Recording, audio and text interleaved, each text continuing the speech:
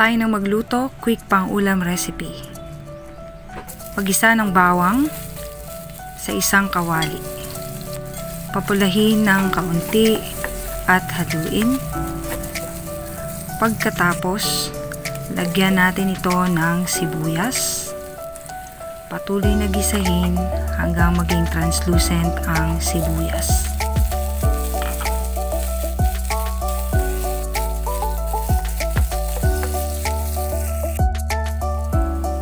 Sunod na ilagay ang ating kamatis at patuloy na gisahin hanggang sa ito ay maluto.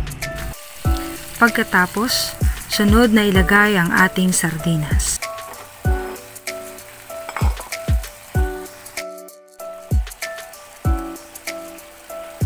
Timplahan ng paminta at isunod na maglagay ng chicken powder o ginisa flavor mix para ma-enhance ang lasa.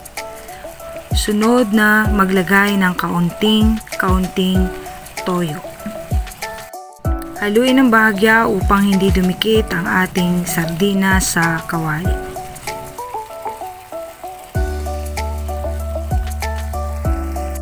Lagyan ng kaunting asukal pang balanse ng lasa.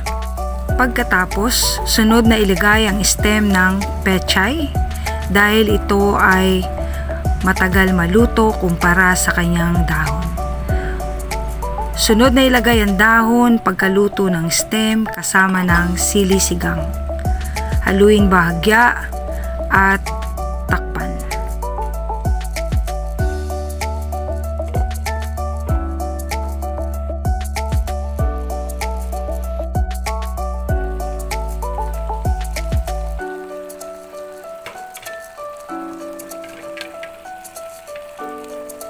Pagkaraan, dagdagan ng kaunting tubig upang magkaroon ng konting sarsa ang ating ulam. Luto na ang ating quick recipe. Pwede na tayong kumain. Magandang buhay!